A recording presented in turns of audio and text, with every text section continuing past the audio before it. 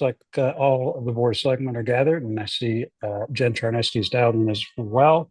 So let me go ahead and call this regular meeting of the board of selectmen to order for Monday, June 2nd, 2025. It is 7 p.m. So thank you everyone for joining us today. We will start off with the first selectman's report. So last Monday was Memorial Day, and I just want to say I think that in terms of just town celebrations, that's probably my favorite holiday. I don't know what the actual count was, but it felt like we had record turnout. It could be entirely due or solely due to the fact that we had California weather that day, but it was really terrific to see everybody turn out. And also to remember that it was not just a day of celebration, but a day of recognition for those who made the ultimate sacrifice. As they say, all gave some, but some gave all in the wars that we have fought as a nation. And it was those who gave all that we were there to recognize and to celebrate and thank. So I just appreciate everybody who helped put together that parade, which was a ton of work, but also to everybody who attended and celebrated with us. So thanks very much for all of that. On Tuesday, May 20th, Jennifer Charneski and I met with a gentleman named Robert Newton. He is a sidewalk consultant that did some work for the town of Stratford, and we had a very good discussion with him, and we're looking forward to getting a contract from him so that we can review that and potentially get his work in supporting us with a renewed effort to expand our sidewalks. What was great about that is that he's had a lot of experience, not just in planning and thinking about sidewalks, but also in dealing with and working productively with the public to make sure that they're part of any solution that we come up with. So more to come on that. We are working on it, but it was a very good discussion. I think he's going to be terrific. Later that same day, if you didn't have a chance to see it, was an architectural presentation by George Knight. He is the lead architect for Great Island that works with the committee and also with Monica. He gave an overview of the architectural history of Great Island, and I'm stealing some thunder from Monica and her liaison report, but I was absolutely blown away. I mean, the amount of time and effort he put in to prepare that discussion for free, just doing it because he was interested. I was just amazed. But I sent him a card myself thanking him, but I just wanted to acknowledge him publicly. That was really just among the most amazing things I've seen. So let's see, that was, I believe, all I have for the first selectman's report. So we will go right away next to our liaison reports, unless anyone had any questions for me. Okay, why don't we kick off with Sarah? Hi, everyone. The Hindley Holmes Royle Building Committee was next slated to meet on June 18th. However, with a couple of scheduling conflicts, I think we may be moving it to June 25th, but I will let you know that our last meeting went well. Things are moving along, moving into summer plans, getting ready for the kids to be heading out. And that'll allow obviously the construction work to begin in earnest for the summer while the kids are out. So I don't know if anyone's driven around recently and seen the buildings. I know some of you were on the tour. It's exciting, and they'll move in this fall into another phase, and everything should be done about a year and 3 months from now. So it's exciting. For the Thriving Youth Darien, I did not give them minutes the last time. My apologies, I did not have the information from the last meeting. They had their final meeting for the year on May 19th.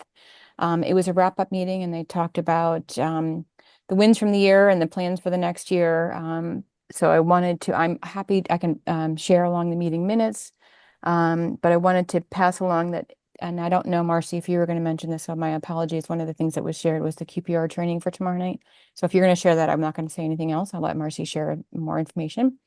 And their next meeting is not until September. So that's it for me. Thank you.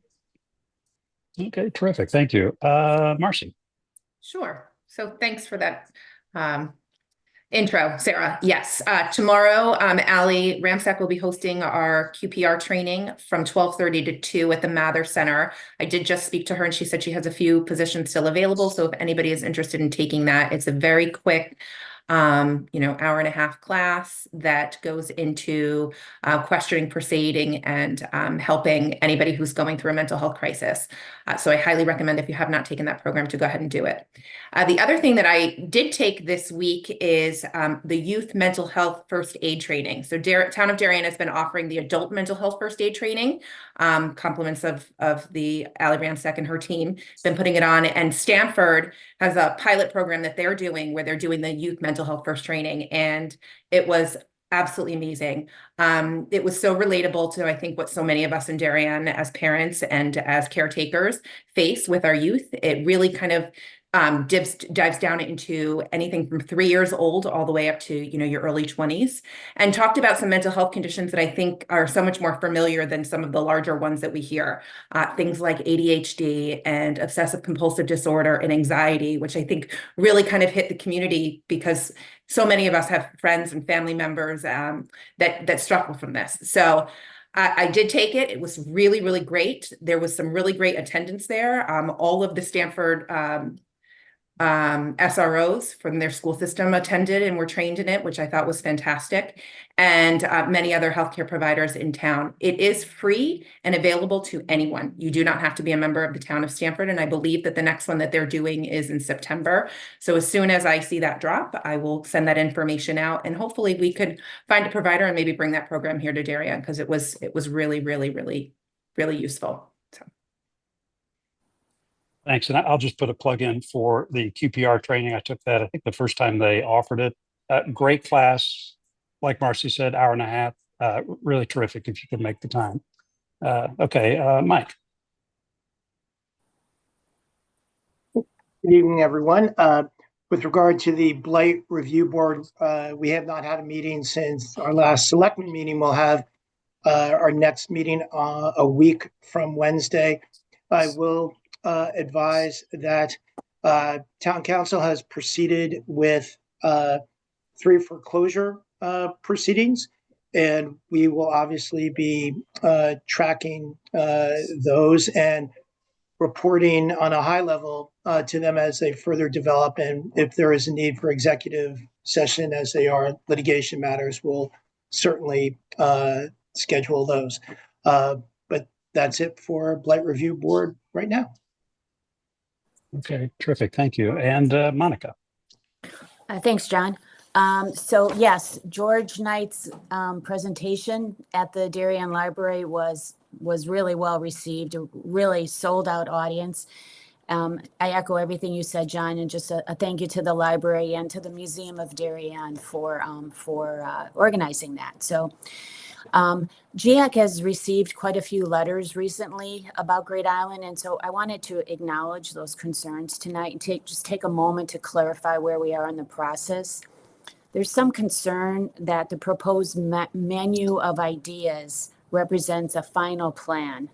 And in reality, what's been shown so far, what's been presented is really a range of possibilities. And Reed Hildebrand was hired in part because of their outstanding record with public engagement, and they're doing exactly what we asked them to do. They're generating ideas based on community input, and they're exploring both short-term and actions and long-term concepts for us to consider. So some early access improvements like parking and restrooms, they're necessary if we want residents, especially those with mobility challenges, to begin to safely and comfortably enjoy the island. I'll also note that the legal hurdles surrounding the work on 23A have now been cleared, allowing us to move forward with that much needed improvement to that road. The vision plan we've already adopted makes clear that preservation, access, and environmental stewardship are guiding principles in the planning process. This is about connecting people to the land and water in a thoughtful way. So I've been responding to letters as they've come in, but we have received quite a few in the last few days that I'm still working through. But I just want everybody to know that every message is read and is taken seriously. And we're still looking for community input. So I hope that people will continue to reach out. We really do want to hear from you. So thank you. That's my report. Monica, do you have a sense of timing for the road work on 23A as to when you think that might get underway? We will be, Ed will be meeting with the contractor, and myself and Dan Kolakowski will be meeting tomorrow with Ed and the contractor to get a calendar together. Okay, terrific. Thank you. Any questions for Monica? Okay, next up is public comments. I don't see anyone with raised hands. Did you get any requests for public comment, Jennifer? Yes, we did hear from Alexis Sweet that she was interested in giving comment. Okay. And I'm looking at the sorry, so screen am I. I don't have a hand thing on, or I'm looking at Natalie Tallis. So when Alexis is done, I have a public comment. Okay, Alexis, happy to hear from you right now for 3 minutes. Great, I'm in a stairwell. Can you hear me? I can't. We can hear you just fine. Okay, perfect. Good evening, Alexis Sweet, 20 Beverly Place. Tonight, I just want to touch on one of the agenda items about protected natural areas on Great Island. This agenda item highlights a broader concern regarding the planning process for Great Island. At recent GIAC meetings, I've observed a troubling pattern where environmental recommendations from professionals are routinely dismissed, challenged, or minimized. It creates the impression, frankly, that professional environmental guidance is treated as an obstacle to overcome rather than a critical tool for responsible and informed decision-making.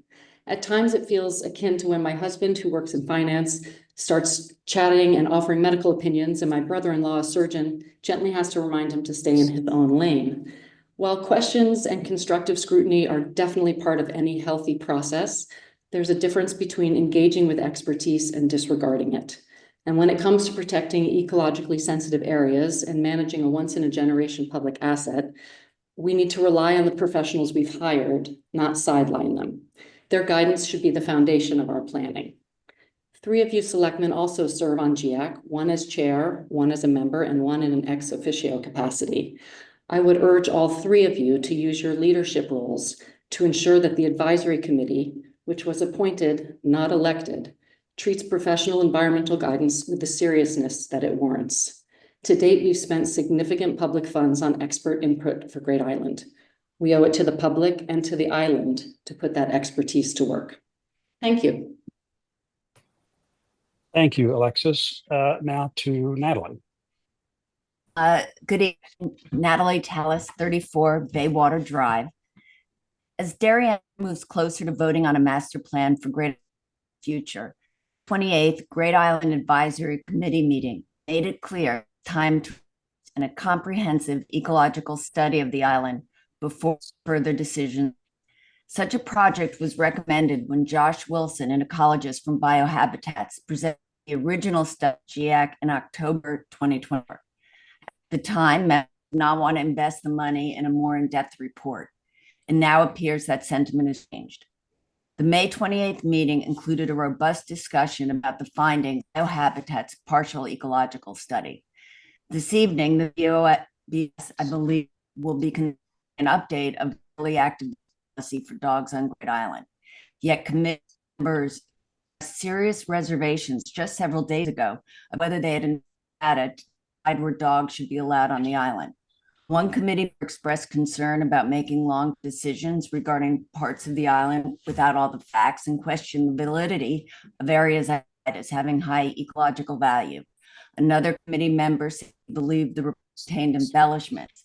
In contrast, a different member emphasized that the report was grounded in scientific studies and stated that if the committee was willing to invest more for information, to err on the side of caution and follow the existing report's recommendations when considering actions near sensitive ecological areas.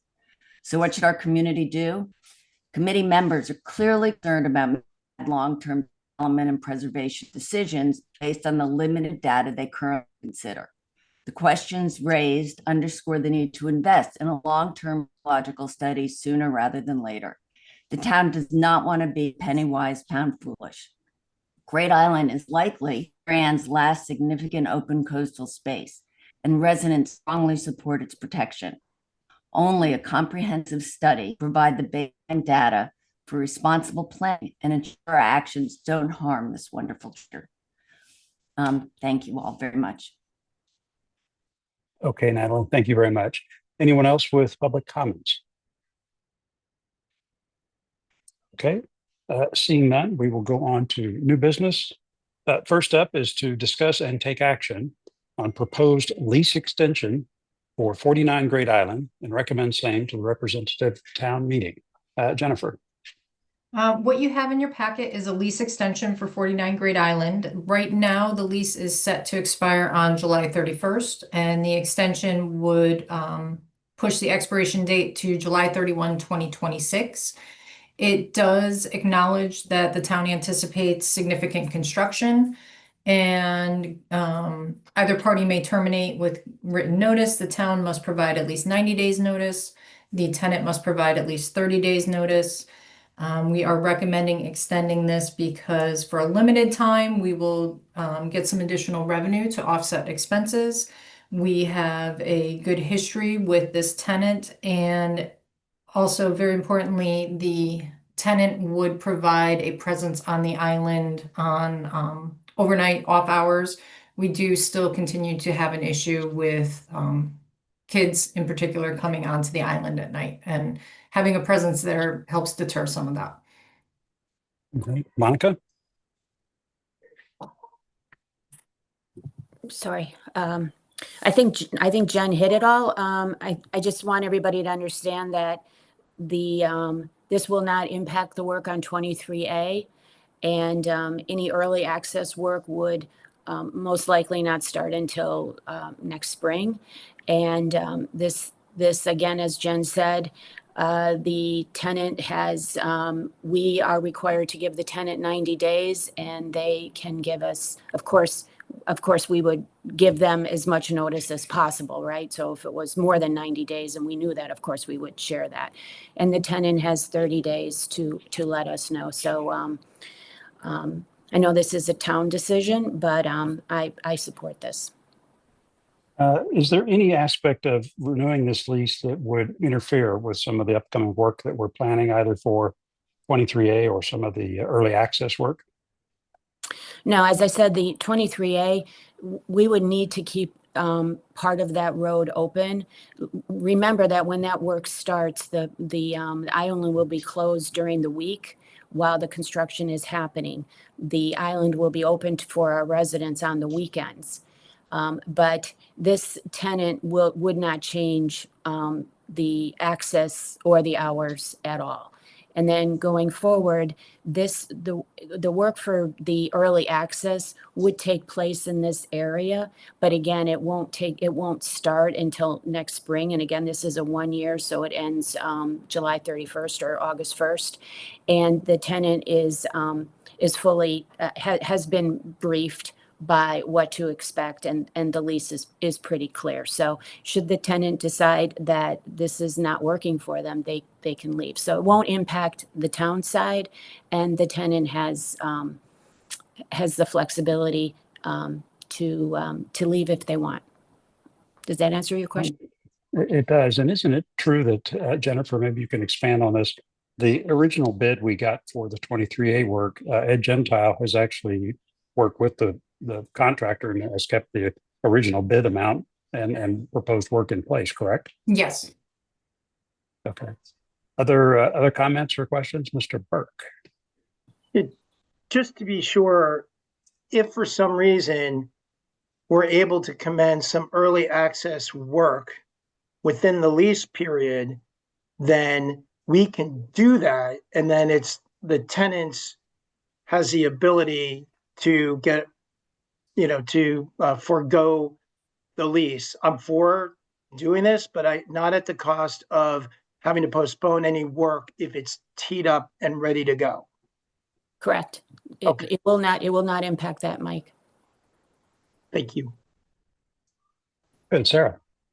Two things. Is this the last lease of all the buildings or no? Yes, this will be the last one. Okay, so this, and then this is the only one that's going to be from July 25 until July 26. Right. We have one other expiring this July, but we are not Right. looking to extend that. So I appreciate the revenue piece. I don't know. I'm concerned about the work, starting, if that's a problem. I think one of the main issues that I'm concerned about, Jen, is something that you said about having their presence be a possible deterrent for kids. Have we had a conversation with these folks about the issue, and do we expect them to reach out to police? I mean, is this like a known conversation that we've had with them? Like, putting that responsibility on them to be deterrent for any possible concerns is I think slightly problematic. Let me reword that. The expectation is not that they would be actively doing anything. It's just by having a presence of someone on the island, a car coming and going, and in the nighttime, after hours, in the dark. That is the deterrent part of it. Not that we're asking or expecting the resident to do anything. Okay. Okay. Other questions on this by anyone? Okay, could I get a motion to approve the proposed lease extension for 49 Great Island? Okay, Monica moves. Marcy seconds. All in favor? Opposed? Okay, unanimous. Thank you. All right, item number 2 for new business, discuss and take action to approve the proposed pay plan for non-represented full-time and part-time employees. Jennifer. I will start by saying, in hindsight, this would have been better as 2 separate items, one for non-represented and one for elected officials. So I'll present them together, but I recommend that we discuss and vote separately just because they are different. But we do have 2 groups of employees that don't have wage increases established in a union contract. That's our non-representatives, which is full-time as well as includes our permanent part-time, and our elected officials. The recommended increases that are before you are here at this time because the non-rep annual raises go into effect on 7/1, and elected official salaries must be set before their terms begin. The town clerk and the treasurer begin in November, and the town clerk in January. But in order to make sure that we're thinking about compensation in terms of the position and not the person who will be filling it, we like to do them before we even know who's running, and definitely before the election and we know who wins.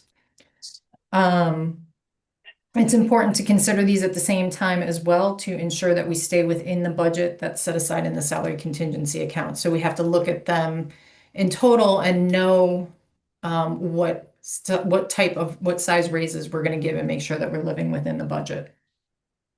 So starting with the non-reps, we do an annual performance review process. Employees do a self-evaluation. Some of them that are in more supervisory and senior positions do some goal setting. They meet with their department head and go over their review. I meet with all of the department heads and do their reviews as well as discuss their staff reviews. From those results, we come up with a performance rating. And then once those are complete, I look at what the ratings are, what we have set aside in the budget, what the union contracts are giving, market conditions, that sort of thing, and come up with a recommended scale for raises. So what we have for non-reps, we have 34 full-time, we have 22 permanent part-time. And for the highest rating, of which I gotta say, we really do have really exceptional employees.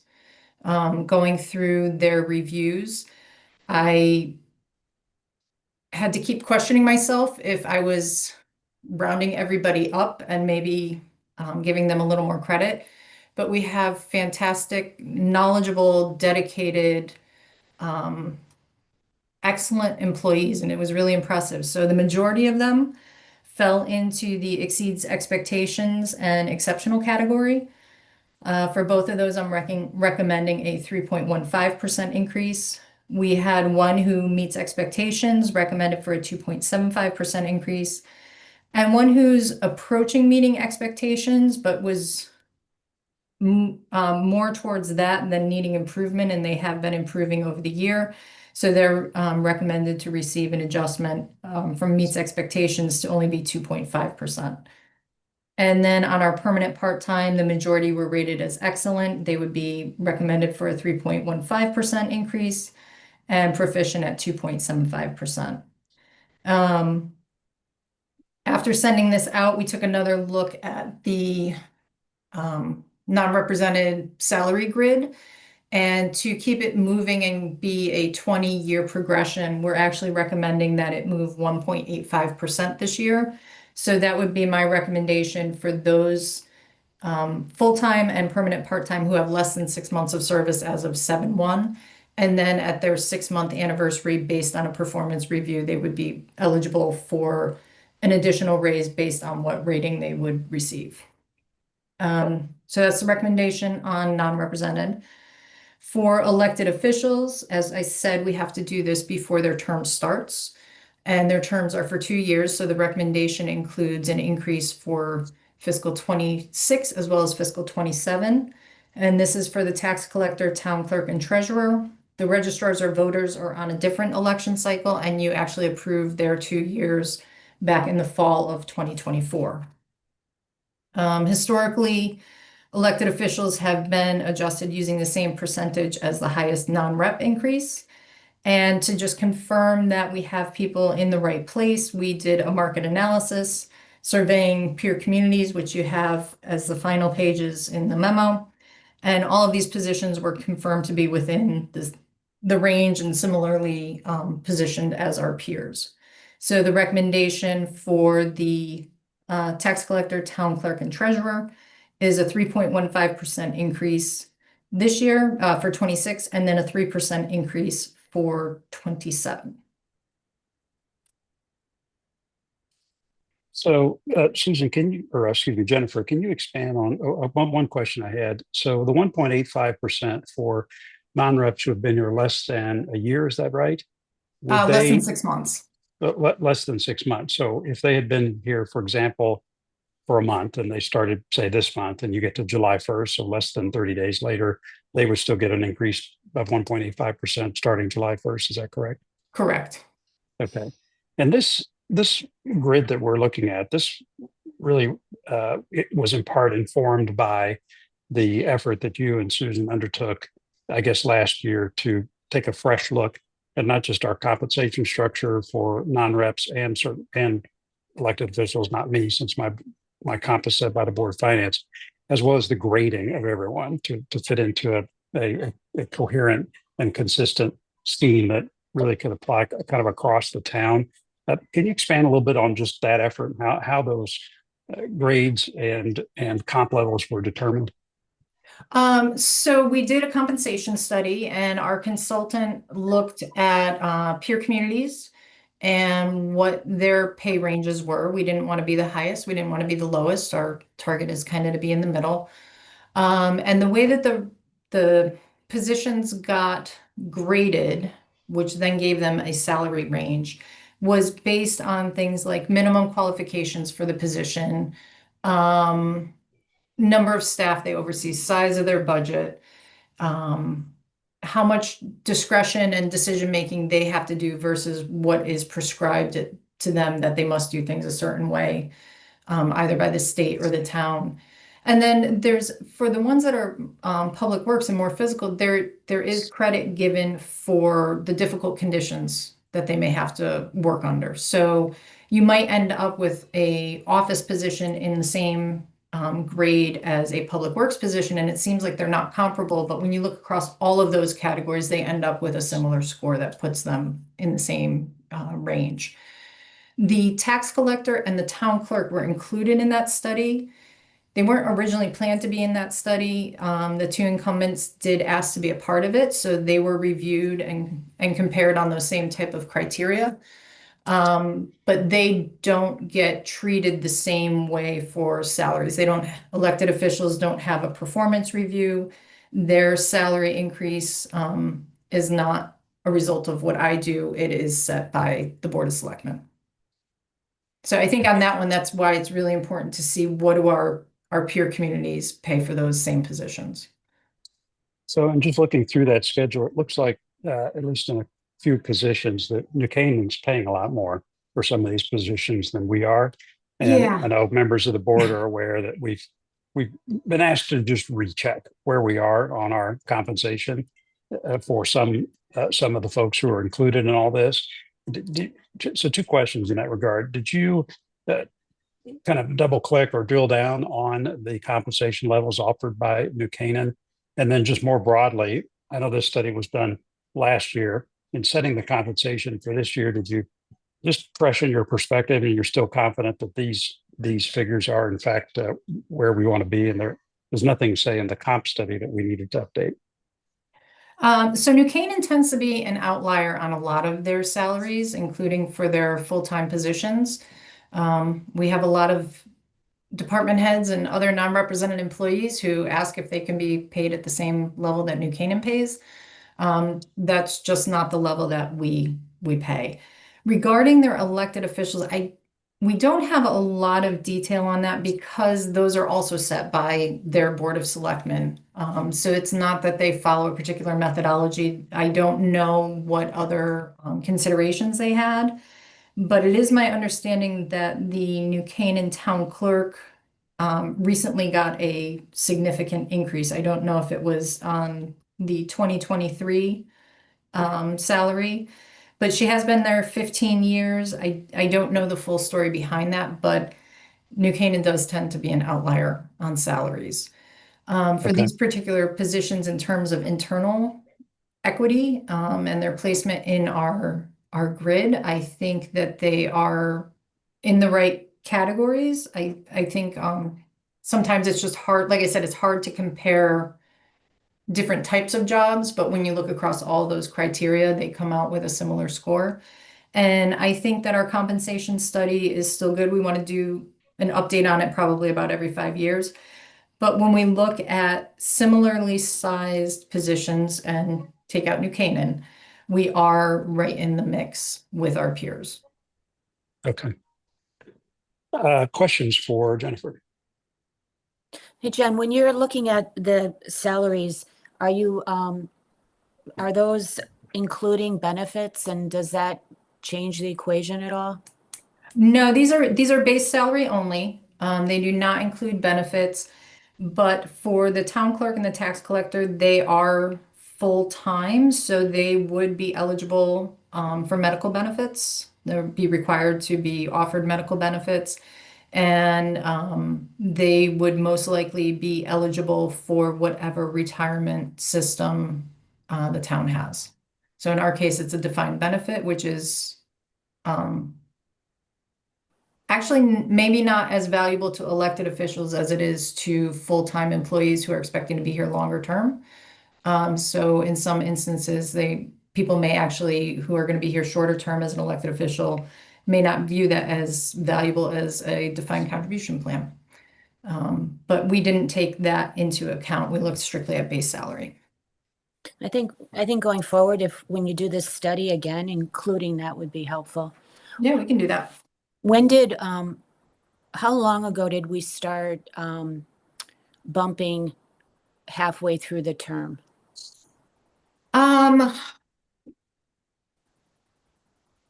I've been here 2 years, and I want to say maybe the first round after I got here, I think that it was, when I first got here, I think it was set for the 2 years. Right. And then shortly after I got here, which was now almost 10 years ago, we started making that adjustment for the second year because it was kind of that aha moment of setting it for 2 years isn't the best, and we have to do it all up front before the term starts. Understand. Okay, thank you. Okay, other questions for Jen? Okay, please go ahead. Yeah, so just a couple questions about the process of this.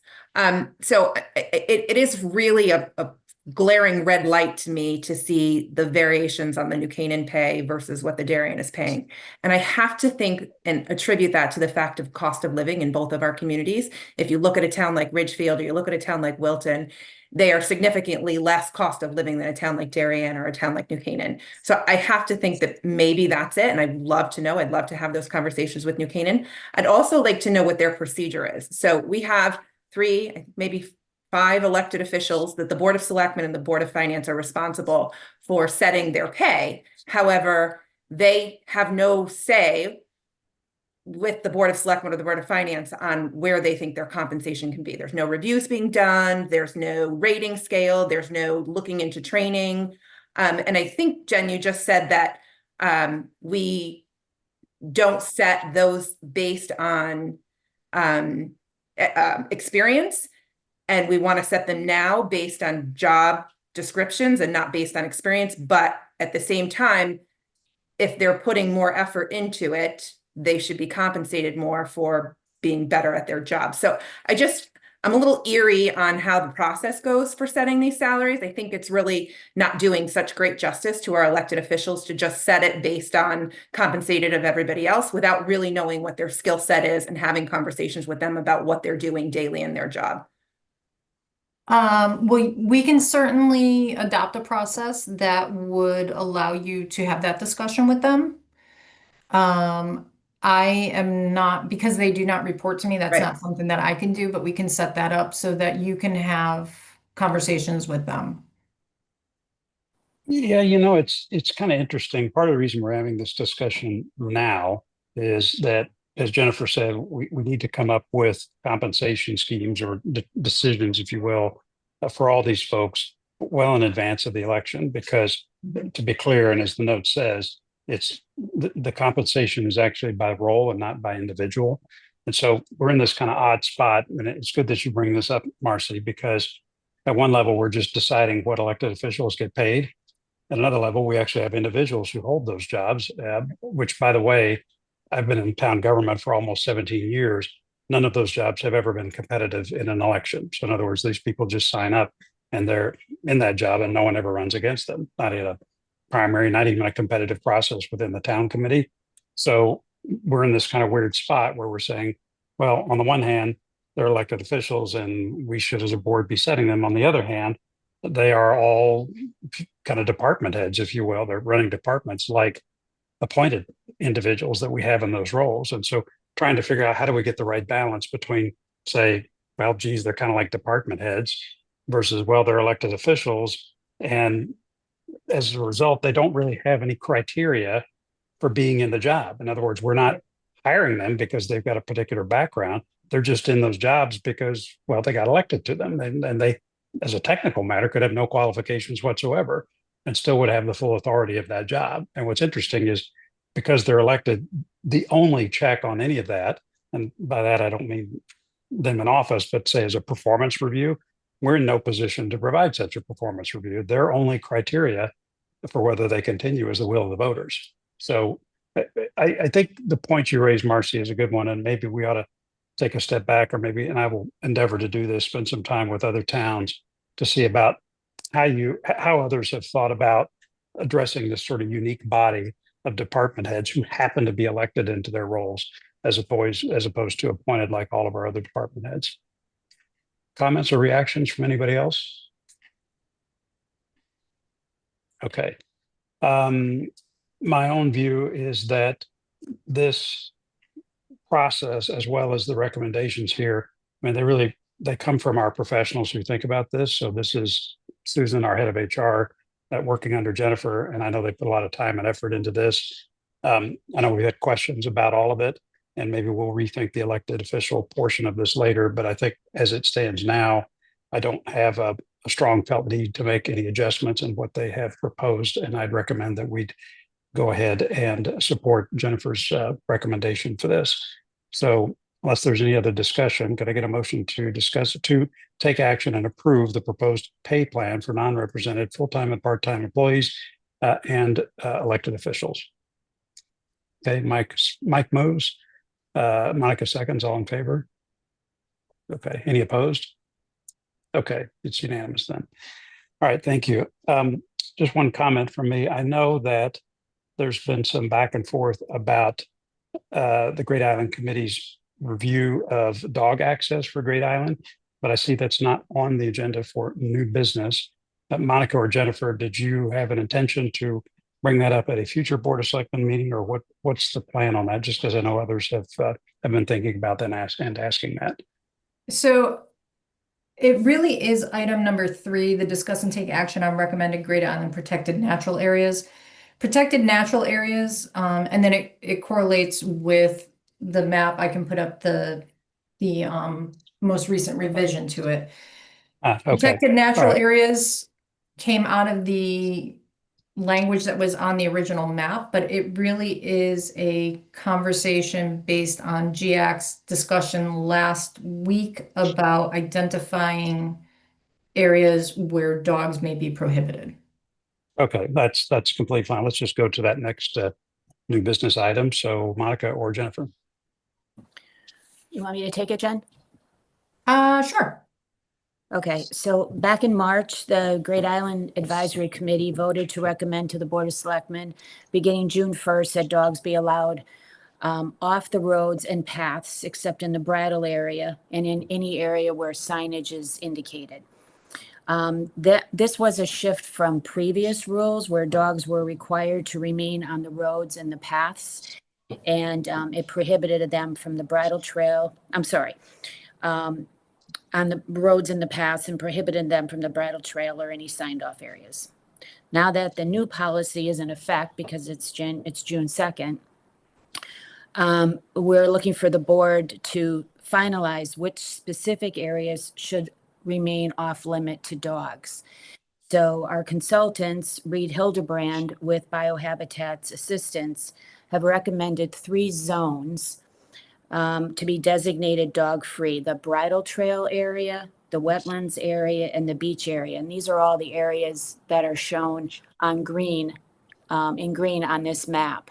So the brown is the paths, the dark brown is the paths that dogs were able to go on, were required to stay on.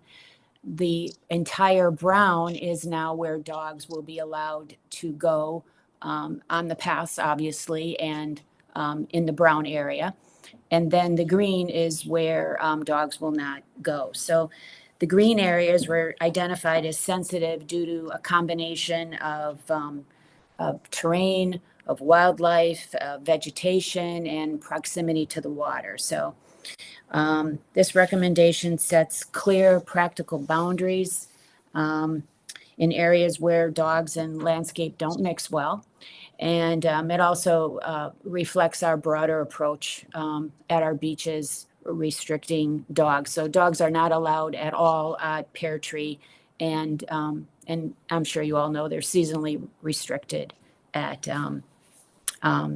Weed Beach. So GIAC voted 5-4 to support this recommendation, and a vote tonight will allow us to go forward and put up the respective signage, which you can see those little tiny dots in the green. That's where signs would go indicating dog access or lack of dog access. Happy to answer any questions. Or Jen. Mike, you sit on the committee. Any comments from you on this policy and that vote? Yeah, so obviously these have been close votes. I mean, the short, synopsis is also the committee voted 5-4 in March to let, dogs go anywhere that humans could go, period. This board then approved that by unanimous vote at our last meeting. There were some tweaks to that recommended to that policy that Monica has recounted here and are expressed, and that also passed by a 5-4 vote. It was very obviously close. One issue that I have with regard to this proposal is the consideration of the map and some of the nomenclature, because I just want to be clear, and I think Monica has really said this as well, that the committee has not voted or heavily discussed what is or is not a designated protected natural area. That hasn't been defined really at the committee level. We haven't discussed factors which would or would not make something a protected area as opposed to not. This is really a byproduct, as Jen has said, of trying to create enough space for dogs and their owners to be present on the island, while frankly mindful of the the Eagle's Nest, which is really how this, this conversation just, started. So I think it's just important with folks listening that when they read some of these terms that are used in this, publication in these materials, that the committee has not yet fully determined what even is a protected area, what that means, how we create it, what are the standards for making that determination. This is really just about the dogs right now. Okay. Other comments? Marcy or Sarah? I guess I'm confused. Lovely map. We had the discussion about dogs at our table. I know Great Island has had this conversation. Is this a change in policy? I guess I'm confused. Are we approving something that Great Island has already approved? Was this map given to the Great Island Committee to approve? I guess we are trying to approve the map. What is it that we're doing here? So the rules that you approved in March, the language is that dogs are not permitted on the bridle path or any other areas with signs indicating dogs are prohibited. Right. So you have broadly said if there's an area that is determined that dogs are prohibited, that's okay. We've already covered that in the rules. So you don't have to take action on that. Got it. Monica, correct me if I'm wrong. This is a tightened up map of the version of the map that was presented to the Great Island Committee on Wednesday last week that prompted the 5-4 vote, correct? Correct. So I think it's more informational for you. The original map that we had was designating these as protected natural areas. And like Mike said, that's not something that is ready to be voted on at this time. So I think this is more informational for you of where the Great Island Committee has further identified that dogs would be prohibited. Okay. Yeah, this would be, Sarah, we need to address signage. So that's kind of why we're looking at this, and address the beach area also. So this would allow signs to be put in those areas, and the current rules already allow signage to mark. So I'm not Yeah. sure. Yeah. Does that answer? I love signage, so that's not an issue. I guess there's something that concerns me. Is this map, the specific map, been something that's presented to Great Island Committee and that they approved it, so to speak? This map, this map is very, very close, but this takes into account the topography. So before it was kind of a straight line, and Okay. the reality is that there are hills and outcroppings, and so this follows the natural line a little bit more accurately. But Okay. yes, it's very close. I'm just leery of voting on something that might be different from Great Island, I guess. And I said this before, and I'm concerned. I'm going to put this out there, and I'm going to sound like a big meanie saying this, but I'm concerned that this Board of Selectmen will be used as a platform by which to relitigate decisions that are being made at Great Island Committee level. If the committee has already approved this, and this map has already been approved by this committee, then that's fine. I'm happy to approve it. But I just want to make sure going forward that we're not relitigating issues. Well, I don't think of it as relitigating, but I also do think that it's Board of Selectmen's responsibility, right? That's our role here, is the final say on these things. In this particular case, like last time, the majority vote was followed. Well, I shouldn't say that because we haven't voted here, but it does, that's not always going to be the case, for sure, right? I mean, the Board of Selectmen is going to make their own decisions. I'd have a very hard time if the Board of Selectmen were to go against something the Great Island Committee had thoughtfully prepared. That's my concern, Monica. Okay. Well, so just to Sarah's point, I are we being asked to approve something that the committee did not approve? And is the map that we're looking at somehow significantly different? If I am recalling the conversation from the GIAC meeting, I guess Dan voted against these rules because the map that was being presented was something that he'd not seen before, or No, to Sarah's point, there Yeah. is some confusion here about what they actually voted know on, what? what was the original map, and what is this? This is a more accurate map, but we have the regular map in our package. You receive that, so you can compare it and you'll see there's very little difference. But you're right, Dan is a stickler, and this this takes into account, like I said, the topography and is a little bit more accurate. But it's, if you compare the two, you'll see a couple of curves instead of a straight line. But the map is in the in our original packet if you want to look at that. Well, perhaps, at this point, because there is question in the maps and the materials, perhaps we can then, not take action on this right now and pony it up with the correct maps in a more fulsome presentation at our next Selectmen meeting. Perhaps that would be the best course of action. Well, we could do that, Mike, or Jen could just put up the other map and you'll see how similar they are. If you want to have another conversation on this, I'm fine on that.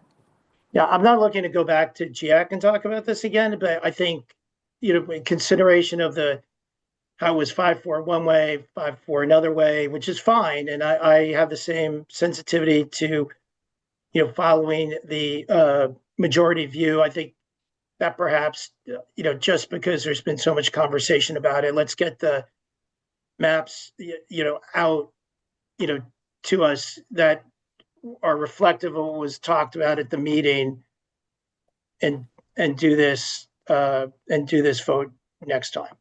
That would be my preference, but I mean, that's just a vote. So Yeah, that's fine, Mike, but like I'm saying, that we had the other map in our packet, and perhaps Jen can put it up on the screen. If you want to have this conversation again, it's fine with me. But we do have that other map. That's all I'm saying. right, and I think it would also be helpful then to have the agenda item actually accurately, depict what we're speaking about, because, and I understand what you're saying, Monica, about the nomenclature on the maps changing, but then that's different than what was put on the agenda. So let's tee it up consistently between the agenda, the map, and do this efficiently and easily next time. I just want a little bit of a 101 description of the map. So it's really obvious where you can see the bridle trail, right? And it's very obvious where the beach is, but there's 3 other spots. Monica, do you mind just giving us an update on those little tiny spots and why that was chosen by Reed Hildebrand to kind of use those as not areas for dogs? Sure, those are inland wetlands. Okay, so thank you.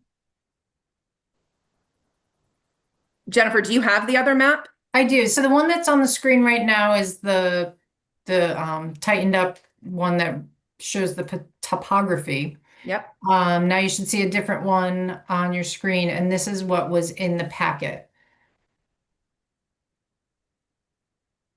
I'm afraid if I put them side by side, we're all on small screens and they're going to be too small. Okay. And you just pop the other one up so we can see it. Yep.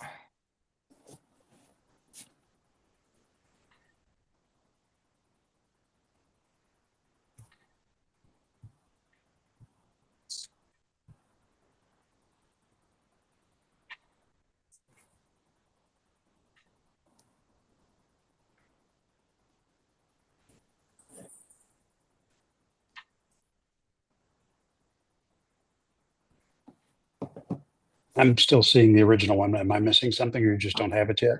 So no, so the one that you see right now should have the dotted bridle trail on it. Yep. Is that what you're seeing? Okay, and then this one has just hash marks in the green, no dotted bridle trail. Is that what you're seeing now? No. No, Hmm. I don't see, I'm just seeing the one map. All right, hang on 1 second.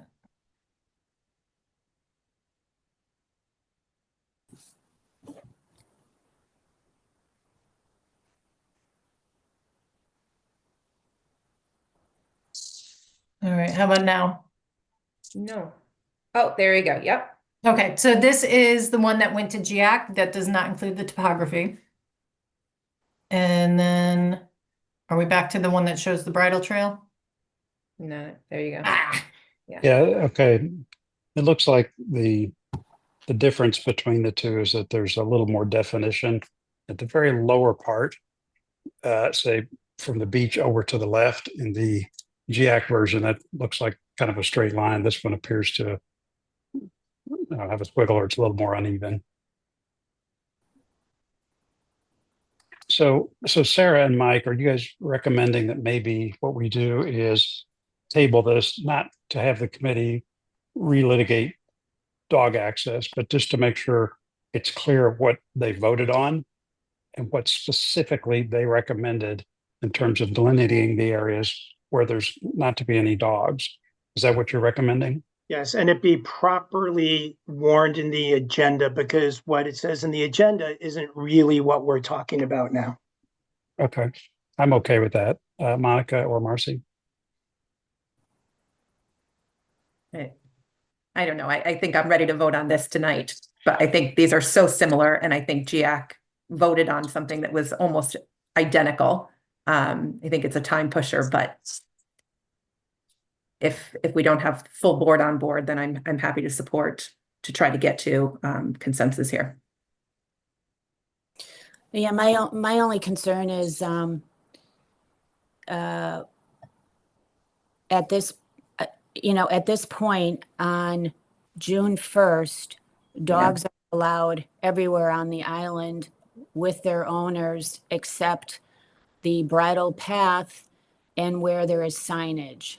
So dogs tomorrow, actually today, but dogs tomorrow will be able to go wherever their owners go, including the wetlands and down by the beach, et cetera, which is not our town policy. So I just respectfully ask you to reconsider. I think this is pretty clear. The maps are almost identical. One has a little bit more detail, and this allows us to put signage up which indicates where dogs can or cannot go, which is consistent with our current guidelines policy.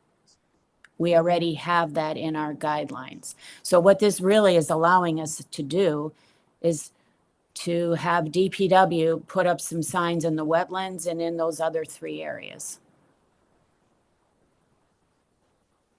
Mike?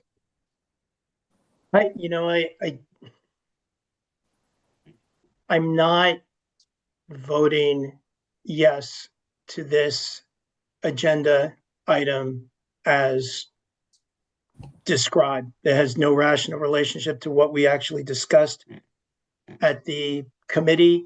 And I think it would just be cleaner to tee this up and do it correctly the next time. I seriously doubt that there is going to be a big negative problem, for the island if we wait 2 weeks to do this correctly. But Mike, what if we just worded the motion in a way that would address your concerns with the way that it's written on the agenda?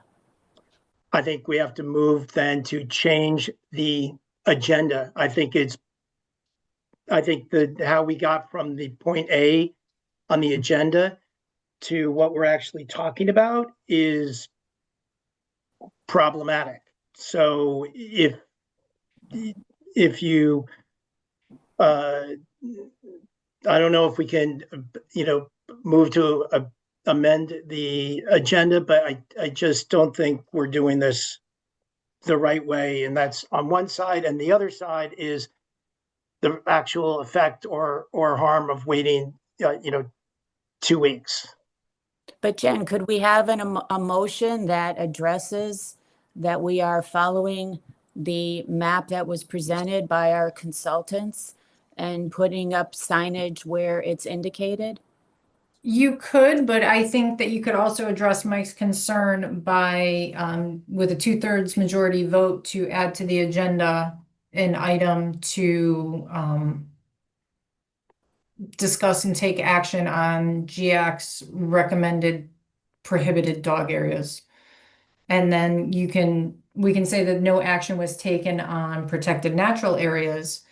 And then you can have that motion to accept the areas that GIAC recommended dogs be prohibited. Would that work for you, Mike? Well, I mean, it's not my personal opinion. I mean, I'm just looking at this. This is like Mike's thought. I'm just looking at this with a level of logic and inconsistency. And it's not for me. It's for all of us. It's for all of us that I'm pointing this out and recommending a different course of action, having nothing to do with the merits of the 5-4 vote. I just want to make that crystal clear. So then if, if we change the agenda so it's on the record that this was the item that we discussed and this was the result, then, that would seemingly cure this problem. But I don't want someone who may have a problem with this issue one way or the other come back and say, oh, you didn't do this on proper notice. You didn't have the same maps. You didn't do this. You didn't do that. That's where all this is coming from. It's not about changing the outcome. It's having the outcome be sustainable.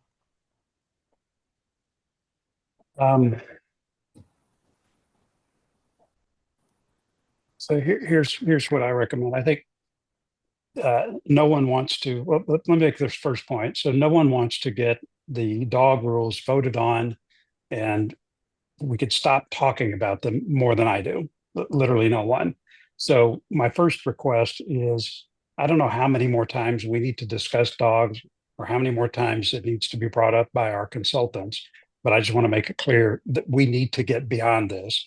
We need to get beyond it because it's taking up a ton of time, and we need to get beyond it so that our residents have clarity over the long term about what the dog policy is. And we've had so many discussions on this that it's look at the state of confusion right now among this board, and we're in a decision-making position on this. So I would just request that wherever we are in this process, we need to get beyond dog rules and we need to finalize the decision, period. So unless we get into the future and circumstances have changed radically, or we need to go back and revisit this, I don't think we need to be talking about this again. I think Mike's point is a fair one. The reality is we're not really talking so much about protected areas as much as we are talking about dog policy as voted on by Great Island. And the reality is that if someone were reading this agenda before this meeting and deciding whether to listen in and offer public comment, they would not have seen dog rules on here. And so they might have just skipped the meeting as a result of that. No, John, it was on the revised agenda, which is posted. So you might not. So all right. So I'm out of town right now. So the agenda that was printed out, my assistant, when I left the office on Thursday, actually does not have an item 3 on new business. So Jennifer has sent me a new agenda that she says is the one that's posted, and it says discuss and take action on recommended Great Island protected natural areas. It does not say specifically that we're talking about dog policy. So again, I'm okay with that, but as a layperson sort of outside this process and looking at the posted agenda, assuming this is the correct agenda that is posted, and Jennifer, you should have to confirm that. If that's the case, we're about to vote on dog policy. It does not say that on the agenda. It's just as a technical matter. I mean, again, no one wants to vote on this more than I do to get this off our plate now. But as a technical matter, it does not say dog policy. And I think, Mike, you're right. But that would be why we would do what Jen said. Well, but I'm okay adding things to an agenda, say by a 2/3 vote, if they are administrative in nature or not controversial, like we forgot something and just, oh yeah, we put that on there to set the new meeting date. But for something that's controversial, where you would reasonably expect residents to want to show up in a meeting and have public comment. I don't think as a process matter, that's a good look, and that we really should make sure this is crisp and clear to our residents. It's exactly what we're going to talk about so that they can engage. So again, I hear where you're coming from, Monica. I would very much like to vote on this tonight. I don't think it's fair to do so. I recommend we do it in 2 weeks. Okay. Okay. Any other discussion on this? I just would like to say that I know as a member of our board, we've all received a lot of emails in the past few days relating to the protected areas. I think that's what residents had seen. So I just wanted to say, I think that was what people were thinking this item was going to be. Okay. So Jennifer, do we need a vote to table this, or do we not take a vote to leave it on for the next agenda? How do you want to handle that? I would take a vote to table the item that was on the agenda, the protected natural areas, and we will add an item on the next one that specifically mentions dogs. Okay. I would agree with that. Could I please get a motion to actually table the agenda item that we have here? So we are going to table the issue of Great Island protected natural areas to be picked up at a future date. Okay, Mike moves, Sarah seconds, all in favor. Okay, 1, 2, 3, 4. Monica, what's your vote? Are you Opposed. in? Okay, the vote is 4 to 1. Okay, thank you. All right. Next item is minutes. Review and approve the minutes of the May 19th, 2025 regular meeting. I've read through those and they look okay. Does anyone have any suggestions or edits? Okay, could I get a motion to approve the minutes of the May 19th meeting? Mike moves. Sarah seconds, all in favor. Okay, minutes are approved. All right, we have a couple items for agenda review, which we will not discuss today. One of them is the Roanoke Heights development update. I will get one of the Vacaros to come in and give us an update on that. I'll see if I can get that for our next meeting, but more to come on that. The second item is to develop a cherry lawn information request. That's my bad. I need to sit down with Sarah and we will brainstorm about what the issues are or sort of dot points we'd like to cover in that. And I promise she and I will do that and have something sent around for everybody's input so we could have a good discussion about that at our next meeting. And then to add to agenda review, from my point, is to specifically get dog access rules on the agenda for 2 weeks from now so that we can vote clearly and specifically about what the committee recommended. Sound okay? Does anyone else have any? Sarah? I have something to add, if that's okay. Please. Yep. New item, this would be, John, you and I spoke briefly. I had a couple of people come to me about yard signs. I know the yard sign issue, and this is not a political yard sign issue. This is just yard sign for all the different nonprofit groups in town. I know some groups have their signs up very early, way before an event, and some seem to have theirs taken down before others. And so what I'd like to do is talk about more cohesive and consistent policy and how long things should be put up and how long they would be allowed to be up before they're taken down. I know we've got parks and private property and school property. We need to talk about, how we address and deal with the signs that have been left up too long. Okay, I actually got a lot of information on that, which I can pass along, but rather than do that as a new agenda item, why don't we just pick that up in a couple of weeks? But I've got some clarity about where that stands and it'll give us some insights about maybe what we do differently. So duly noted. Anything else for agenda review? Okay, seeing nothing else. Our next meeting is going to be in 2 weeks on Monday, 3 weeks, it looks like. Monday, June 23rd. And then following that on Monday, July 7th. Both of those meetings will be by Zoom unless there's some reason to convene in person. And I will be in my office for those meetings if there's some other reason we need to get together or someone wants to join in person. Okay, if there's nothing else for today, could I get a motion to adjourn? Okay, Mike moves. Sarah seconds, all in favor?